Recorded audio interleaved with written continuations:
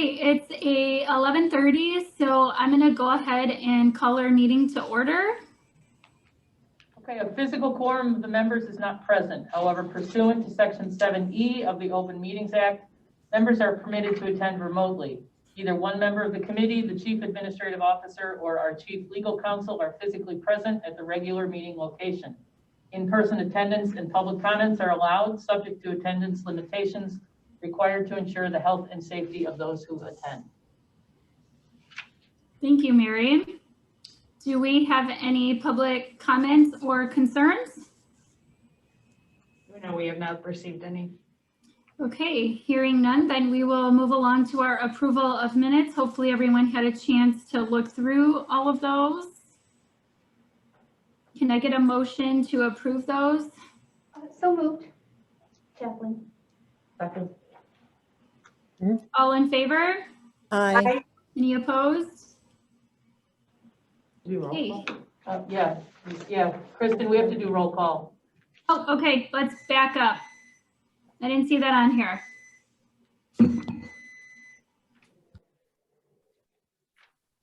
And anything that's an action item, now we have to do, she has to announce the name. So Jennifer, can you? I gotta find out who's here. No, you just go through the list. Okay, roll call vote. Kristen Sheffield. Present. Vanessa No, Rock. no. What? This is a, Kristen Oh, said roll call present. vote. It says it's an aye or a no. Oh, aye. You guys are so formal these days, really. Vanessa Rock. Not here. Lisa, Rodriguez. what's wrong with it? Not here. Christina LePage. Not here. Michael Pasola. Aye. Look right there where it says Zoom. I don't know how I want her. I know I did it. Look. Aye. Todd Davia. Sorry, could we confirm what we're voting on? The approval of the minutes. Okay. Thank you. Sorry, the recording just started and we were like in a vote, so thank you. Sorry. Kathleen McNair. Aye. Nicole Cameron.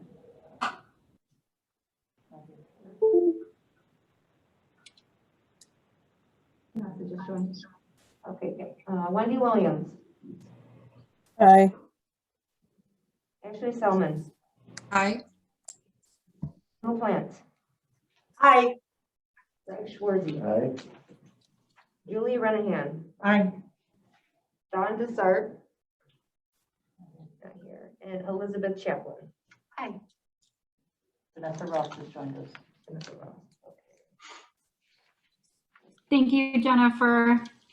We have quorum, correct? Correct. Okay, great. So do I have to redo the approval of minutes then? That was the vote for the approval of minutes.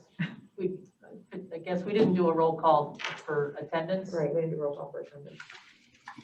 So let me just clarify. We need to do a roll call at the beginning of the meeting and then also for every single vote? Yes. Okay, got it. Okay, so then was that for roll call? Let's just call it both. Yeah, we did that when we adjourned. Yeah. Roll call. For both? Yeah, I think Yeah, that let's call that both. Why isn't he not showing up on the screen? I don't You know. may not have video on. Don Davia? He came out. I'm here. He doesn't have his video on. Okay. Not Oh, showing- yeah, but he he's on is phone. here. Yeah. He just joined. Okay. All right, so we can move on to the reports, correct? Yes. Okay. Gina and Lisa. So we'll turn it over to Lisa since she's the one who put it together. We have our first quarter report for our regular CSBG grant. So it looks like all of our sub-grantees have got off to a really good start. Everybody has figured out either how to serve people in person or through Zoom or remotely, which is a really good way to start off this year.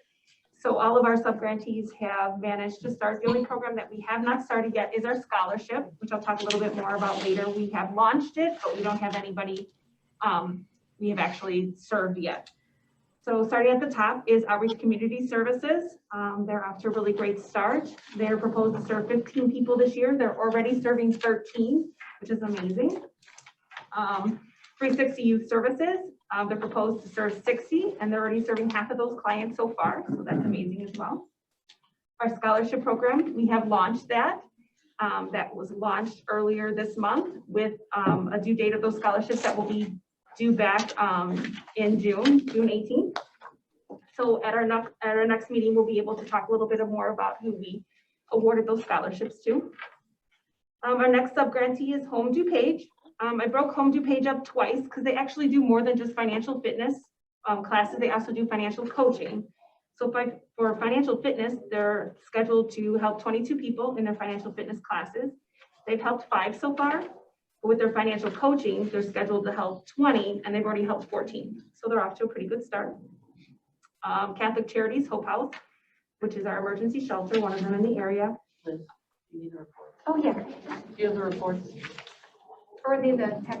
Yes. Oh, right here. Yep. Thank you. So for Catholic Charities Hope House, they're going to help 70 individuals. They've helped 14 so far.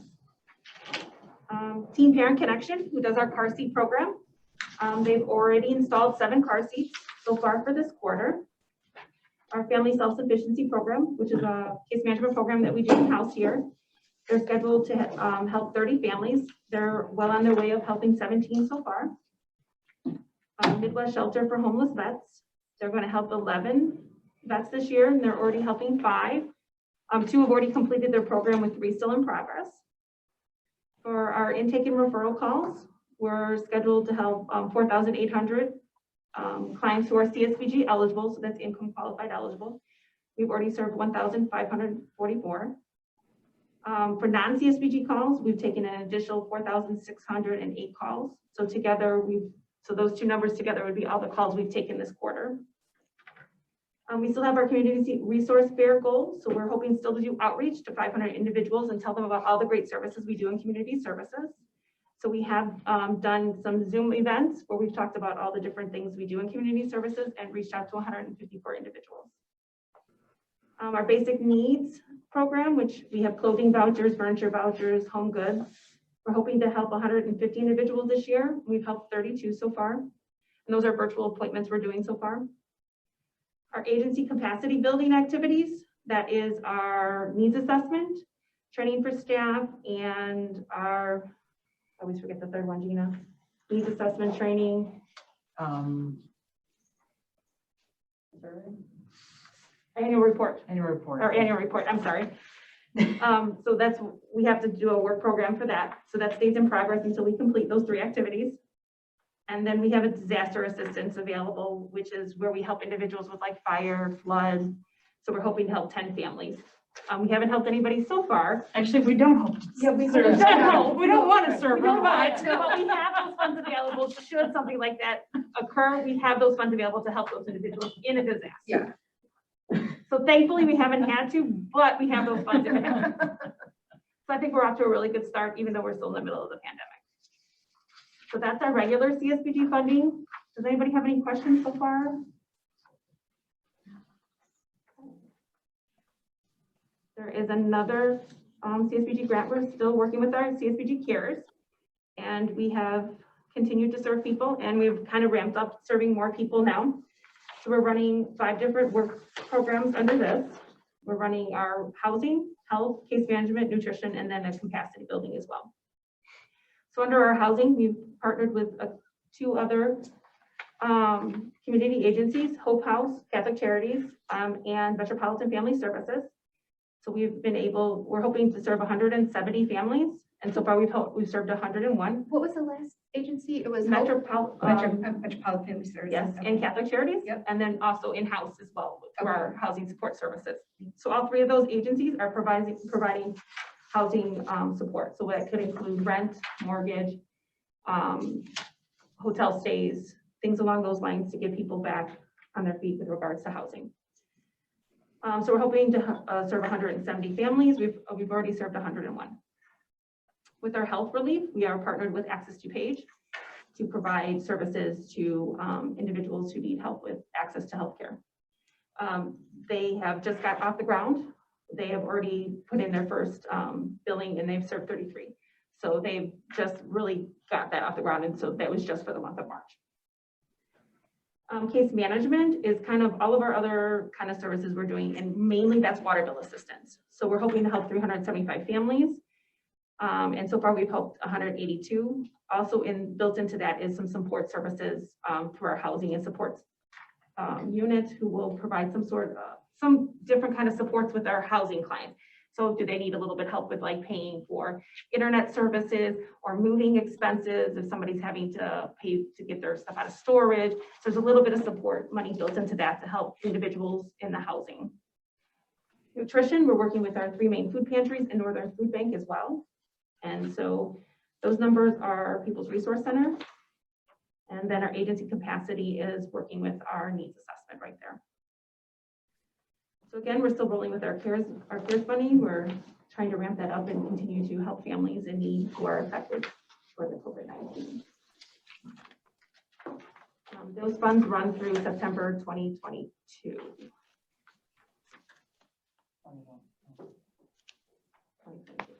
Thank you, Lisa. Does anyone have any questions? Is the Metropolitan Funds for family shelter, domestic violence? It's for their hotel stays for the next 4 or 5 months. Okay, Yes, but it's for their domestic Yeah, violence. only domestic violence. okay, got it.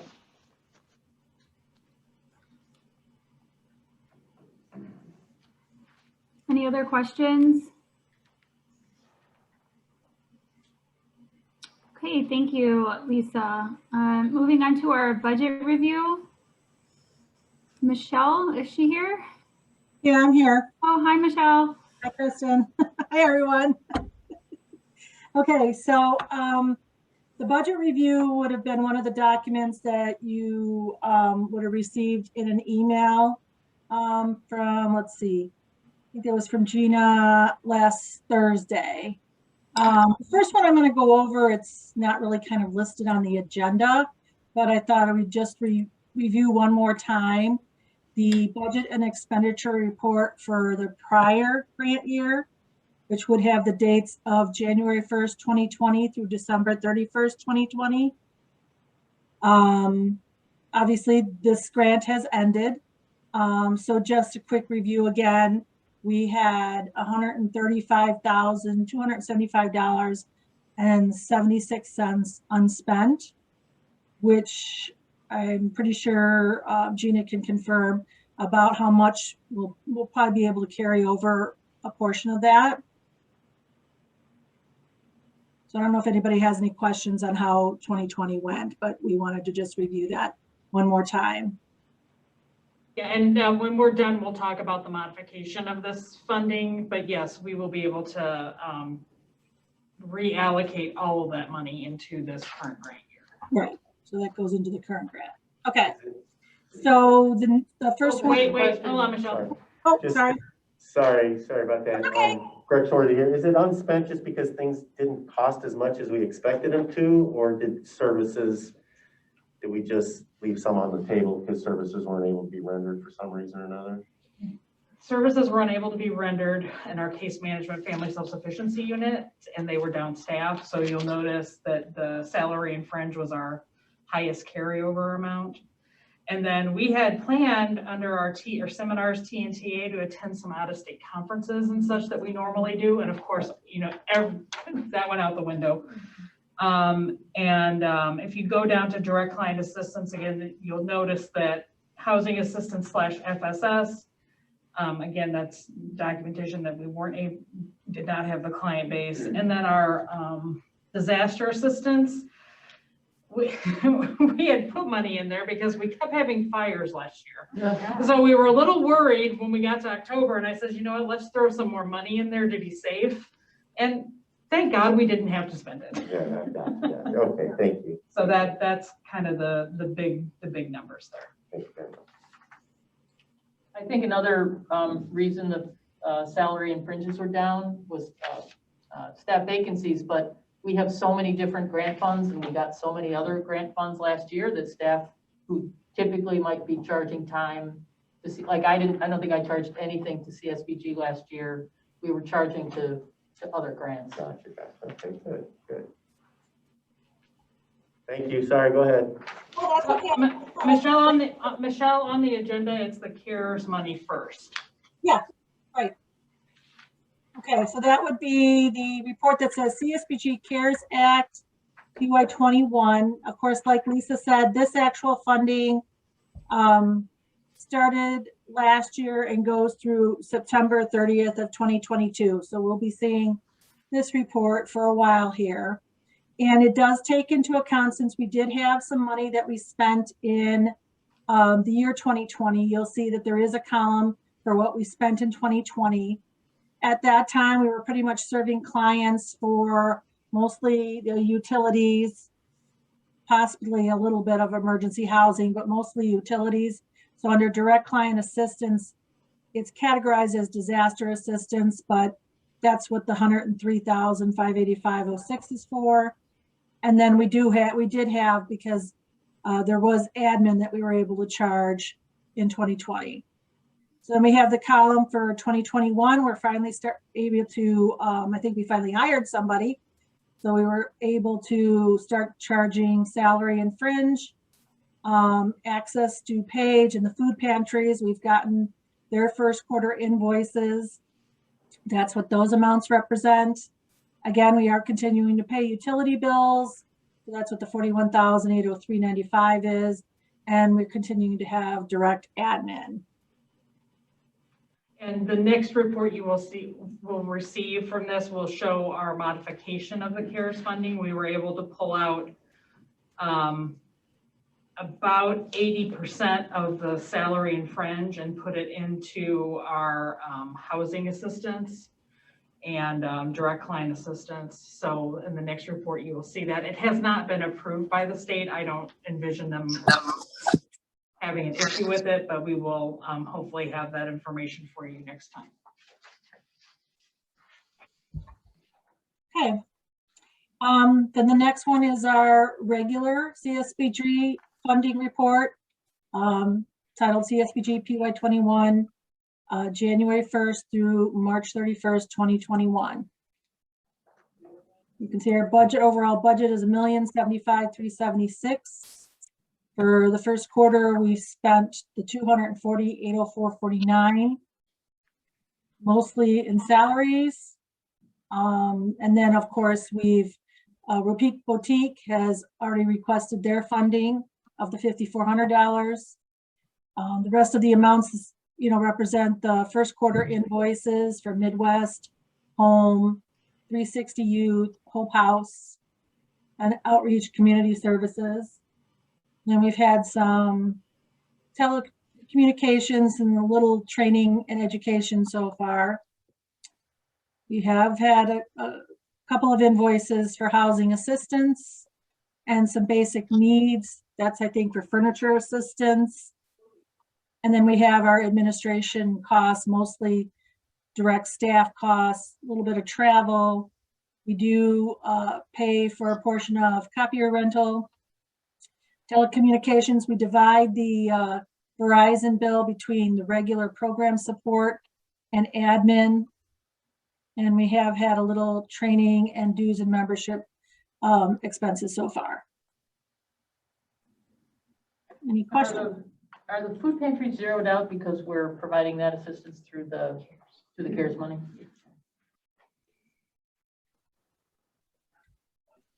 Yes.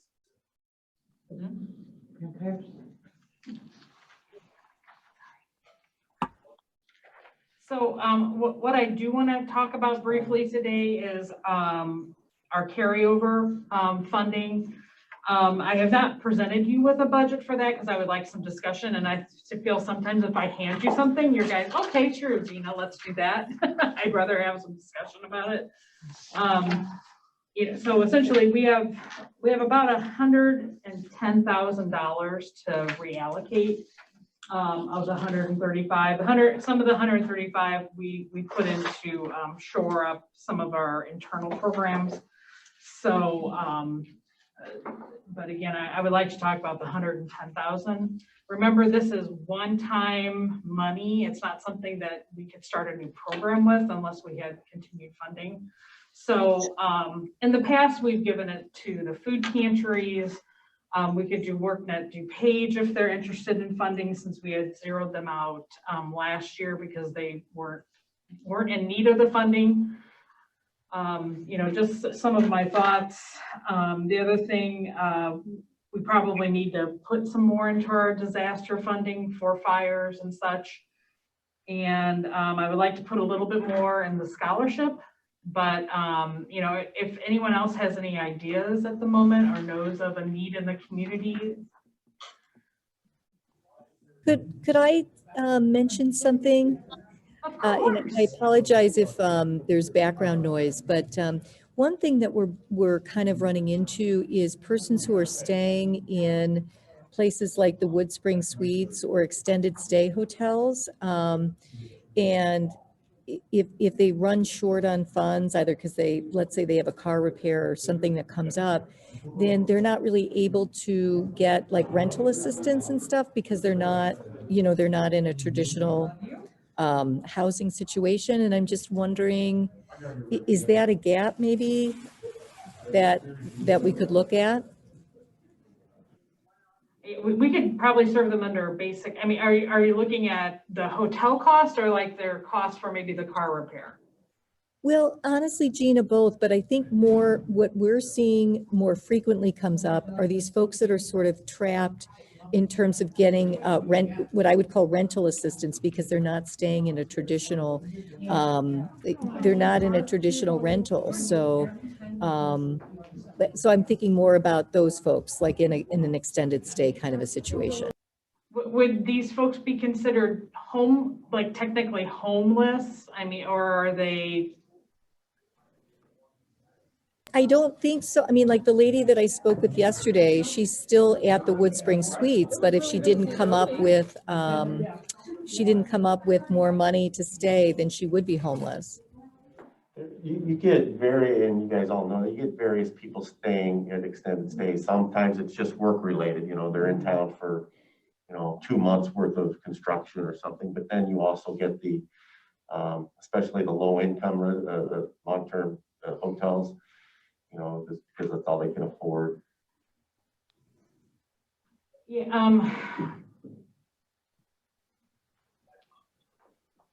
I think they would be considered at risk, Gina.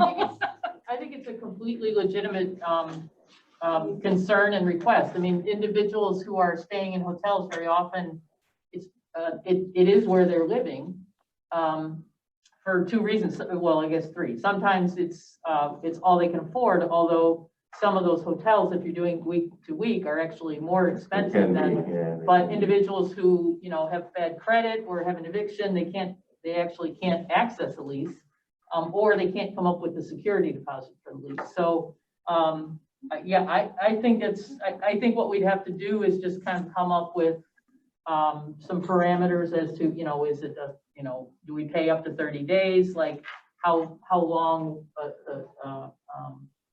of a period of time would we be willing to assist with? But I think it's absolutely a gap. and are these, do they have income, Kathleen, are you seeing, or are they no income? Actually, it's a mix. It's a mix. I had folks who are kind of working, you know, catch as catch can. So they did have some income coming in. One lady was on disability, so she certainly had an income, but just it wasn't stretching far enough, kind of a thing. All right, Why don't we work with our housing supports unit and see if we can kind of come up with some program parameters.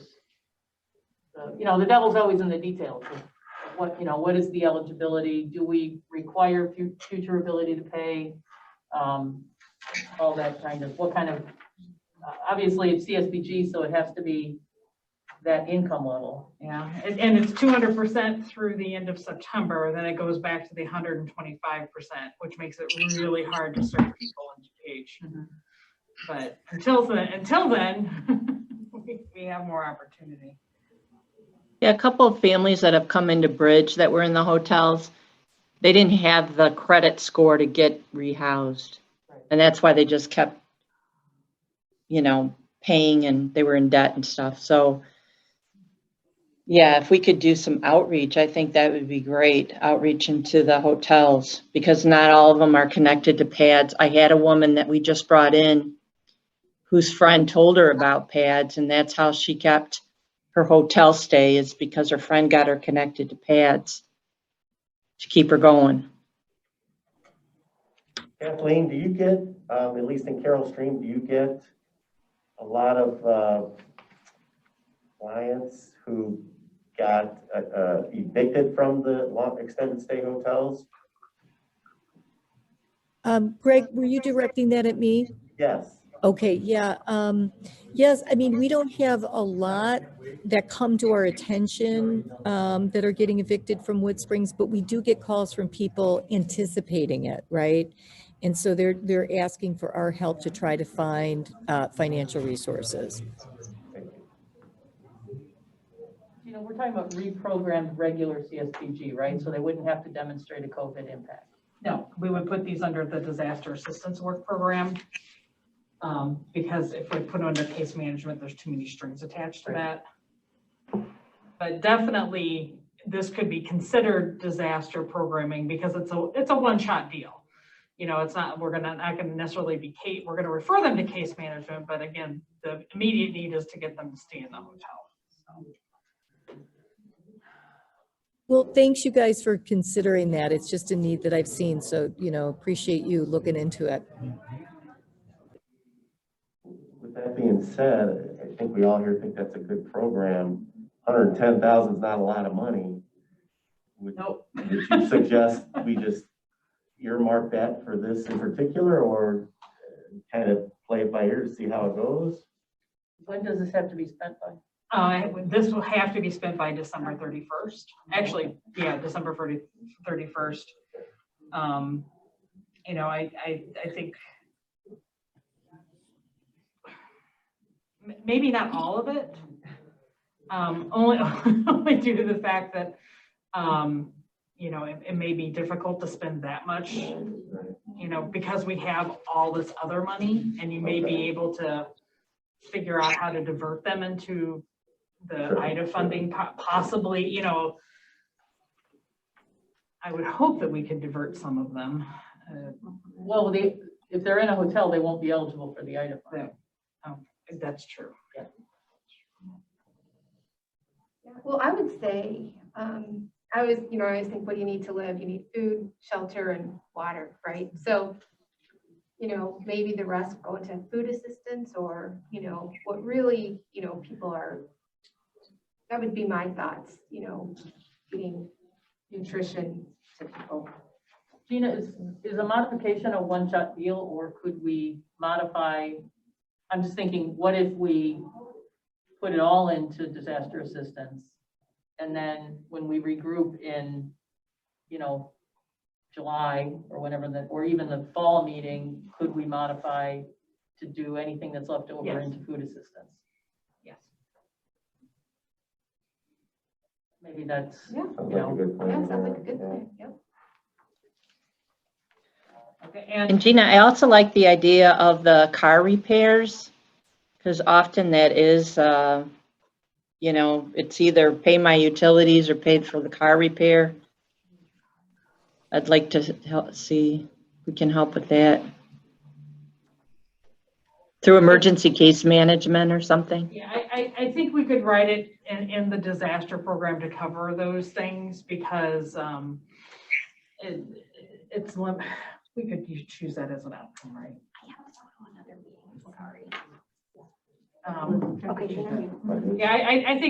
I think we could just lump that in, but change the work program to include hotel stays, car repairs, and things of that nature. Could also throw food in there, and that way we wouldn't necessarily have to modify it that much either. I do know that we've been asked by Teen Parent Connection for a little bit more support for the car seat program, which you know, I was hoping that we could consider as well. And I mean, it's not much. I think it's 10. They've asked for 10,000 more, so that would be a total of 20,000 for them. But other than that, no one's really come to the table and asked for funding.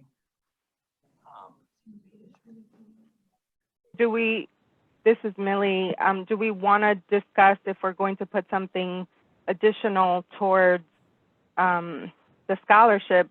Shouldn't we discuss that now since the scholarship program is running? And I had set aside 5,000, like a total of 10,000 for the scholarship. So that would be adding 5,000 to it. Yeah, I like that idea.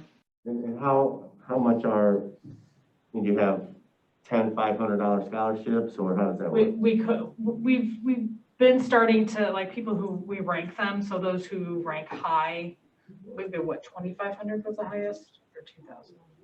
I think we've gone as high as 25. It depends on how much How- we have. How much we give have and how here many people and how many apply. apply, yeah. So you could put out the whole shebang with 2 scholarships. Right. If the candidates qualify. Yeah, so sometimes we get 20 applications, sometimes we get 5. You know, so. Every penny is important when it comes to those, and Yeah, so the new members know that money does go directly to the university, college, or training site. It doesn't go to the client per se. It goes into their fund, and they can use it to pay you tuition or housing needs or whatever, but they have to request it from the college. Yeah, the only other, I really, you know, normally I have people, I'm sorry, what? Oh, I'm sorry, Lynn. No problem. It's hard to see. I have a question about those scholarships and the disparity in terms of the number of applications. Because that is a really big disparity. Is there a difference that you notice in terms of advertising them or trying to draw attention to them? Or is there a way that we can? Because this seems like a wonderful resource for people that I would hate to have go unused or untapped. We do a lot of outreach. We, pre-pandemic, we were at every school fair there was. College DuPage does a huge back to school fair. Every community college, because it seems to go farther at community college, but we send out to every college in the area. We blast it out on our social media page. The county does as well. It goes to every guidance counselor. It goes to every past candidate. I mean, we do a huge, you know, mailing, and it just seems to ebb and flow. And we just can't seem to pick out the trend of why we get some and some we don't. We do get more. We thought we would get a whole bunch of applicants last year because the income went up 200%. We got the fewest applicants we've ever gotten. So kind of can't figure out why.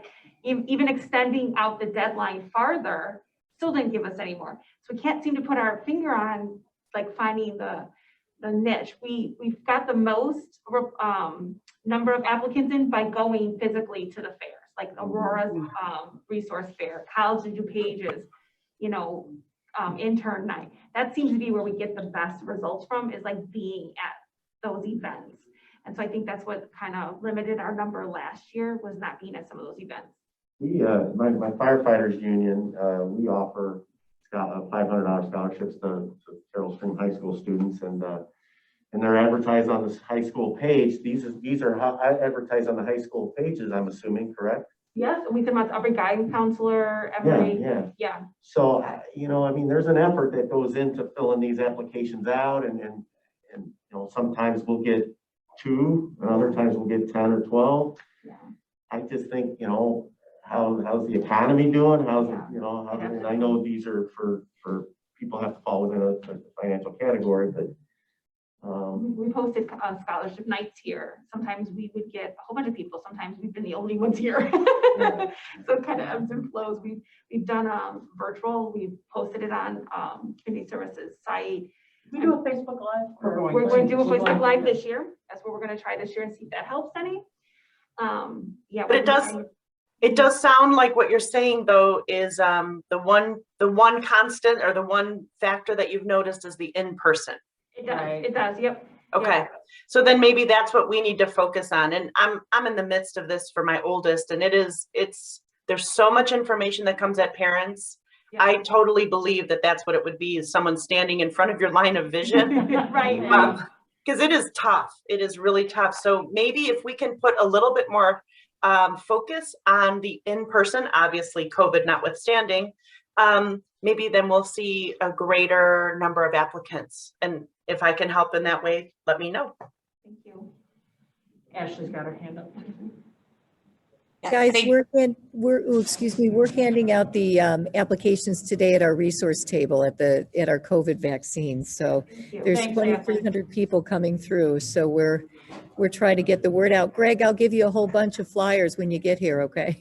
Sounds good, thank you, Kathleen. All right, go ahead, Ashley. Yeah, I just wanted to comment about the scholarship item. I was a first generation college student who was fully reliant on financial aid. And I actually found applying for smaller scholarships like that wasn't really worth the time, because once the money gets to your university, they reduce your financial aid package by the amount of that grant. And they reduce it not from your loans, but from your grants most of the time.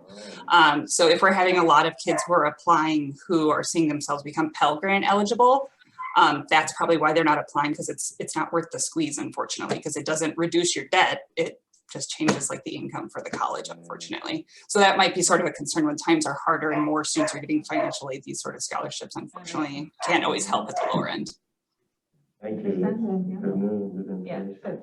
Yeah, I'm just wondering, I saw COD just got, what, 10.5 million in federal funding? I mean, could this be used for books or something? Is it ever yeah, used for, so books. books are eligible, all kinds of stuff? Yeah, book supplies, we've seen it used for like nursing students use it for their scrubs, or they need equipment, laptops. It's not just for tuition, it can be used for any of that. Okay, good to know. Wendy, Thanks, Ashley, good Wendy point. said she's getting it out in Willowbrook as well. Yeah, can I just thank you, Wendy, for putting that in the chat. However, this is an Open Meetings Act, and this will be streamed later on the county's YouTube channel. So please do not use the chat because that's kind of extemporaneous conversation that's going on within the meeting. And I don't know if it's possible to disable it, Joe, but please don't use the chat. Yeah, well, we can't disable it during the meeting, but I'll work with Gina to disable it on her account that set up the meeting. Okay. I apologize. no Got a problem. little sore throat this morning, but I've been trying to get it out in the Willowbrook corner area as well to the high school seniors and so forth. And good response. Good response. Thank you. And yeah, your comment is valuable. I just needed to point out that the chat shouldn't be utilized. So No worries. And so you also know, this is one of the only mandatory programs that we have. The state says you must provide at least $5,000 worth of scholarships. Some years that's all we're able to do. Some years we're able to put more funding into it. So this year we have the ability to do that. So I see reason to do that. Yeah, we don't have a choice in some things, and that unfortunately, you know, it really does help when we can have the one-to-one, face-to-face visit, you know, talking to folks. So, and again, if you are hearing of things, please let us know, because we don't always hear of those events. You know, we hear of course, College of DuPage and Aurora, but you know, there are some that we don't know about. So if you get information, please share it with me or Mary or one of my staff. Definitely. The final thing I'll say about the modification, we will be getting probably $30,000 for upgrades to any of our computers, our technology. So once we get the letter, I'll know a little bit more, but we will have to spend that $30,000 on those type of things. I've talked to Mary about this briefly. We're probably looking at better headsets. Right now we have a one-eared headset that's not working well for us. We're also looking at laptops for those who do not have a newer laptop. And perhaps cameras so people can talk to people, have video capacity, because some of the laptops don't have that. So those are some of the things we're considering. Or if you're working on a desktop instead of a Right. laptop, so that people can more easily participate in Zoom and Teams from their desk.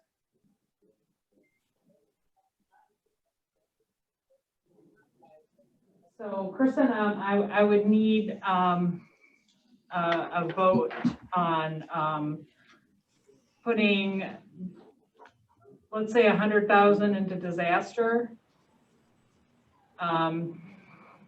The car seat program, additional 10, and then the scholarship program, an additional 5. So we would need to have a roll call vote.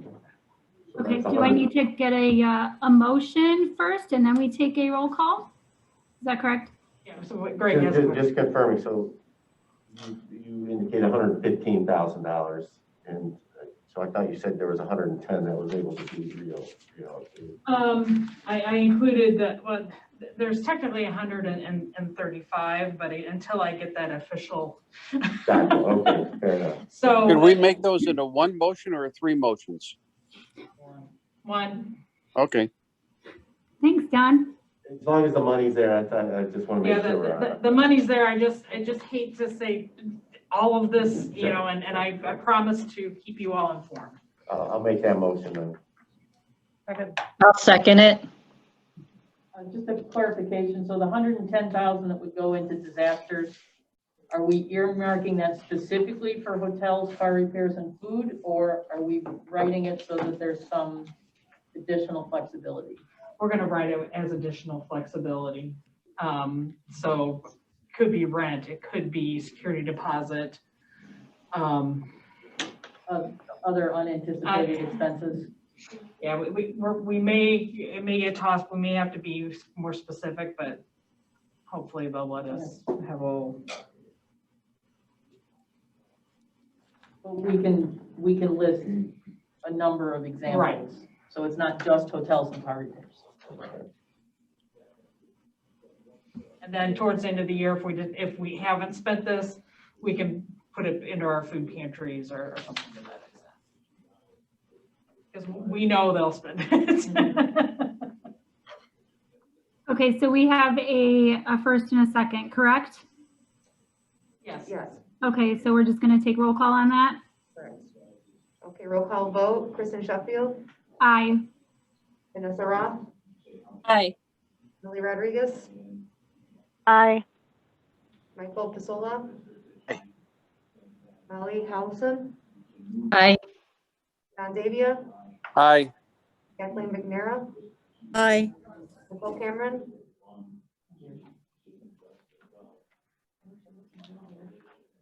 Wendy Williams, Aye. Ashley Selman, Aye. Lynn LaPlante, Aye. Greg Schwarzy, Aye. Julie Ranahan, Aye. Dawn Desart. Oh, she's right here. Okay, I'll carry. motion carried.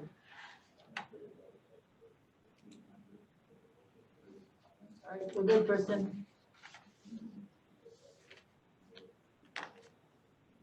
Okay, so moving on to some old business, the board bylaws. Yes, so every 2 years, we have to review and either approve or change our bylaws. So I hope everybody took time to read through them. We don't have any mandatory changes, but Lisa had, we found a couple of things that we should probably add or update. We would like to get some consensus on how you want to deem low-income individuals. Do we want to call them indigent, low income, or poor? I suggest we take out poor.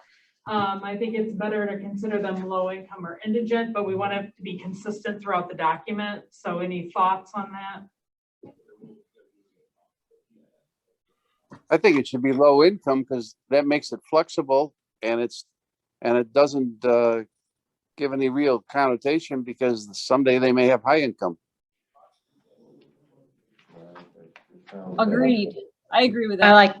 I agree with that too. Okay, and then the only other suggestion that we wanted to add is that we have a video meeting. We add video to the meetings. So we had phone, which is fine, but I think we should add video. Other than that, our grant manager in the state hasn't said we have to change anything else. So what I would need today is a motion to approve the changes, or if there are any other changes to have that discussion right now.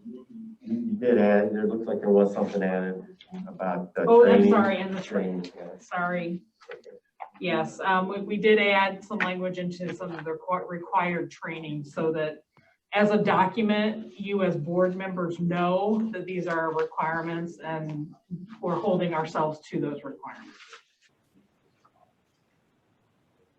Great. Do we have any other further discussion regarding the bylaws? Okay, so can I get a motion to approve those with the changes that Gina spoke about? I motion. Second. Okay, can I get a roll call? Jennifer? Roll call vote, Kristen Sheffield, Aye. Vanessa Ross, Aye. Lily Rodriguez, Aye. Michael Fasola, Aye. Melly Hosen, Aye. Don Davia, Aye. Kathleen McNamara, Aye. Wendy Williams, Aye. Ashley Selman, Aye. Susan LaPlante, Aye. Worzy, Aye. Julie Renahan, Aye. motion carried. Okay, thank you. You have your bylaws, Gina. Thank you. So an update on the needs assessment? NIU is in the midst of trying to get those needs assessments back. We are having some difficulty with responses, so now they are calling people. So that is the issue we're at now. I'm going to be asking the state for an extension on our needs assessment for it to be next year, because again, I want this to be done well and right, and to have 3 types of surveys where we have a randomized sample, where we have a client sample, and where we have a stakeholder survey. And unfortunately, the randomized sample is very important because our clients always tell us a few things and they tell us the same things over and over again. So by talking to those in low income communities, I think we're going to get a better feedback on where our programming, where our funding needs to go. So, and the state is working with me and NIU, so I have no fear that they're going to give us the extension to next year. It would be silly if they didn't, because they're going to take what we have developed in DuPage and apply it through the rest of the state. So that's kind of where we're at. So you're probably not going to see much in July. We may do a demographic update with the health, using the health department, and maybe any other surveys they've had this year. But again, it's not going to be a full-fledged document that would be due this year. It would be physically impossible. All right, thank you for the update. The theory of change. It's just a constant reminder that we need to develop one. And again, we're pretty late in this meeting, so I think we will do that conversation at the next meeting. Is there a due date for that, Gina? No, there's no, as of right now, they haven't given us a due date. Okay. But I would like to have it done before they do. Yeah, maybe we should give ourselves a due date.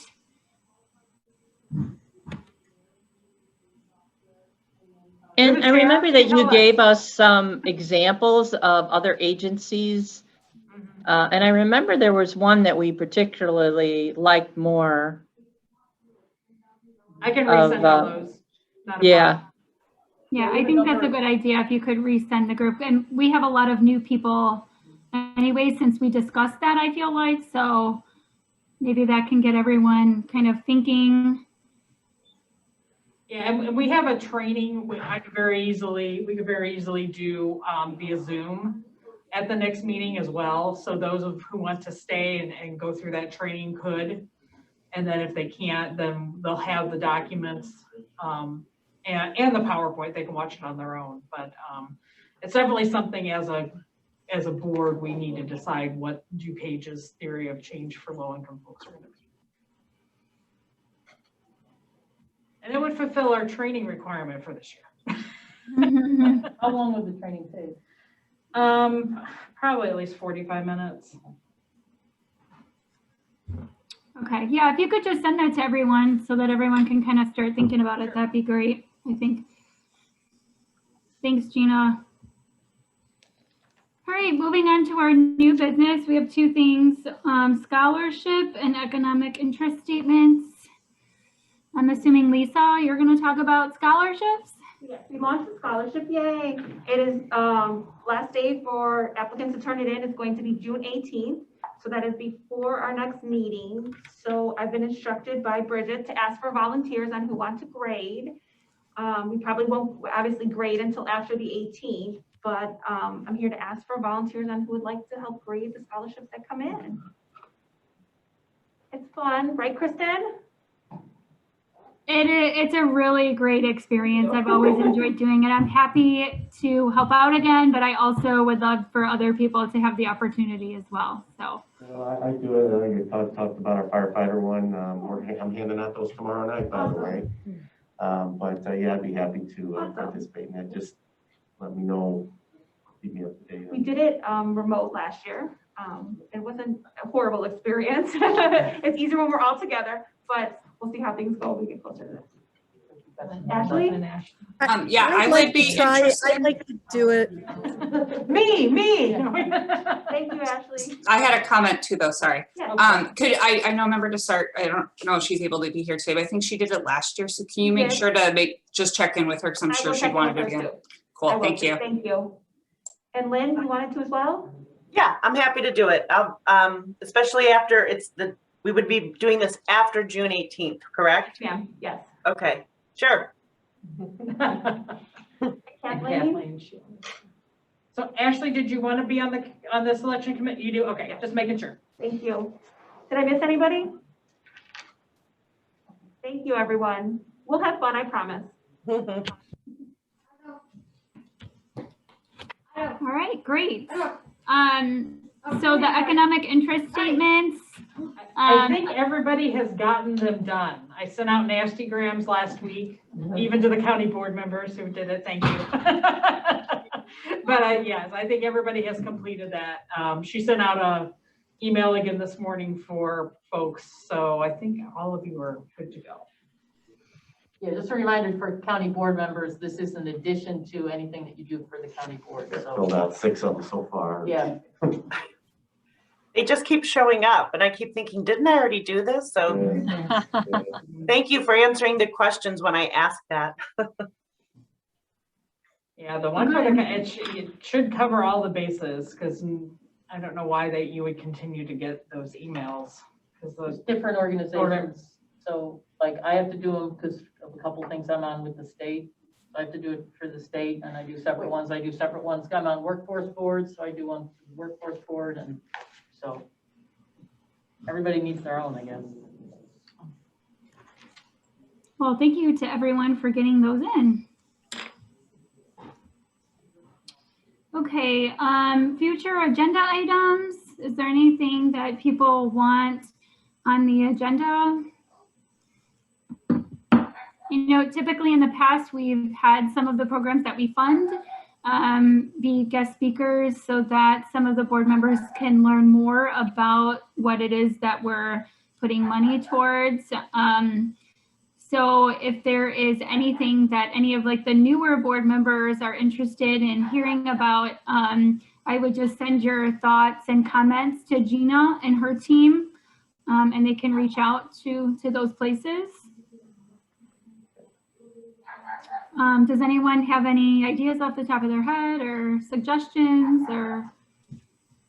I think next month, in July will be the theory, we can do the theory of change. So that would probably preclude anything else, but for October, we definitely would have time to have one of our partner organizations come in. So if there's someone you want, let me know. Great. Thanks, Gina. Any board member comments? Do we have any board member comments? Just a thank you to all your hard work. It shows, and really appreciate it. Thank you. I was just curious, Kathleen, last time we met, you talked a lot about like a tent city in Carroll Stream when there's a number of homeless people. Were you guys able to do any kind of outreach and maybe move them on? Okay. Yeah, we, and again, I apologize for the background noise.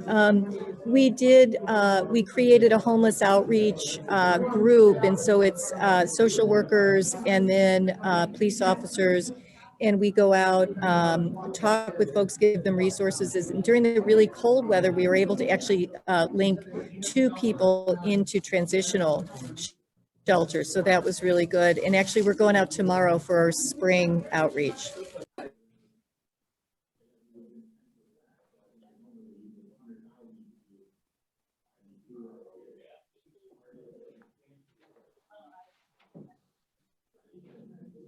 Do we have any other board member comments?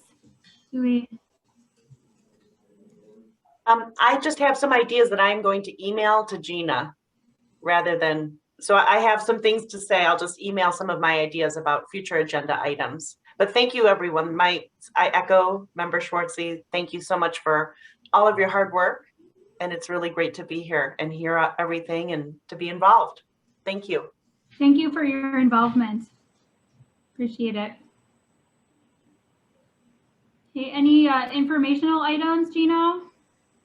I do want to mention, we do have rides to vaccine appointments. So if you have clients or know folks who can't get to the mass vaccination center or Walgreens or whatever, send them to the 630-407-6500 number, and we'll get them hooked up with a ride. We need 24-hour advance notice, but you know, we can get people there if they need it. And we need to get these people vaccinated. Everybody. Yeah. Gina, can you send me that phone number? I think that would be really great for our population. Can you send that to me? Yep. Thank you. And we're going to be doing some media blasts on that too. So okay.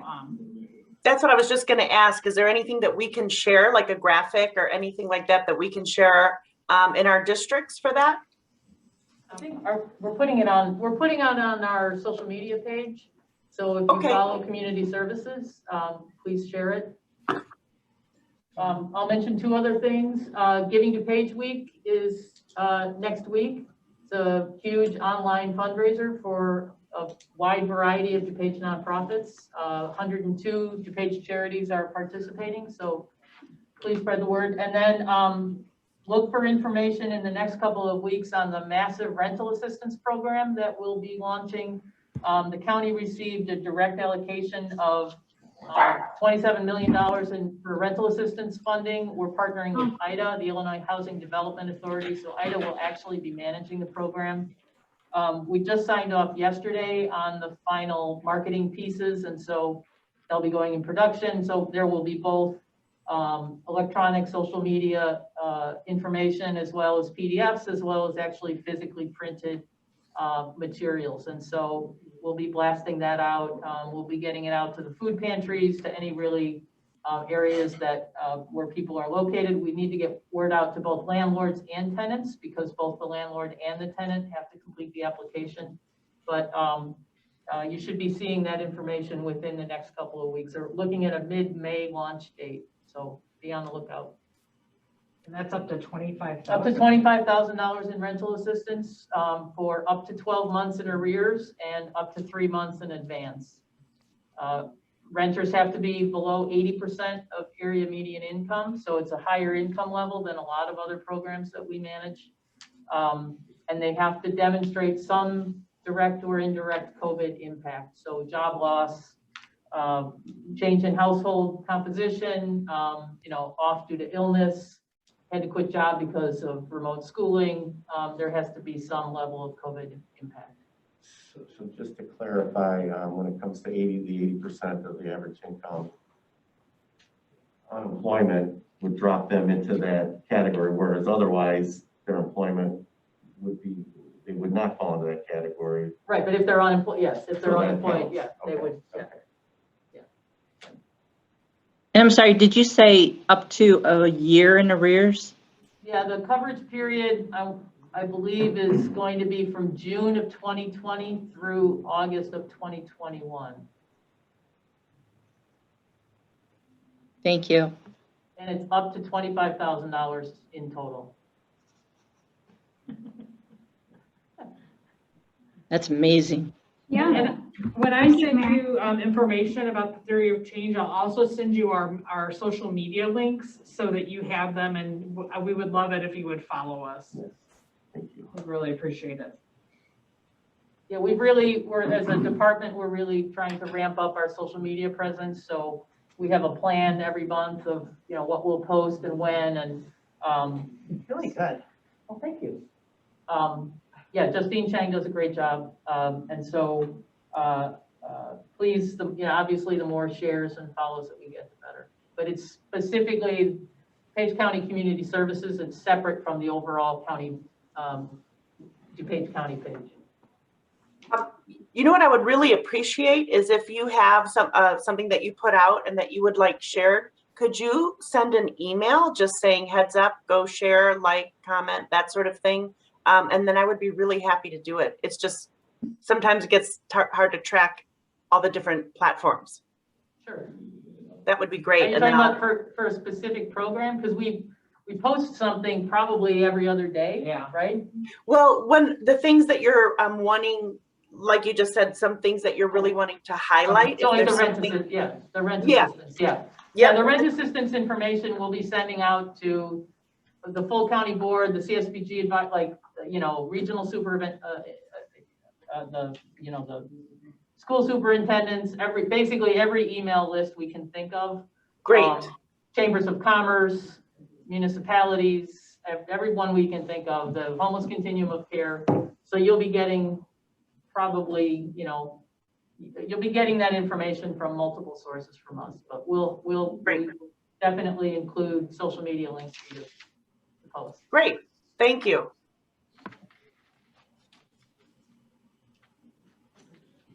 Okay, if there is not anything else, it looks like our next meeting is July 20th. And can I get a motion to adjourn? So moved. Second, We have to call roll. Yeah. Sorry. to do roll call for Yeah. this? Okay, go ahead, Jennifer, take it away. Kristen Sheffield, Aye. Vanessa Ross, Aye. Lily Rodriguez, Aye. Lola, Aye. Molly Howison, Aye. Don Davia, Aye. Kathleen McNair, Aye. Wendy Williams, Aye. Ashley Selman, Aye. Lynn LaPlante, Aye. Greg Schwarzy, Aye. Julie Ranahan, Hi. motion carried. Thanks, everybody. Nice to see you. Good to see you. Thank you.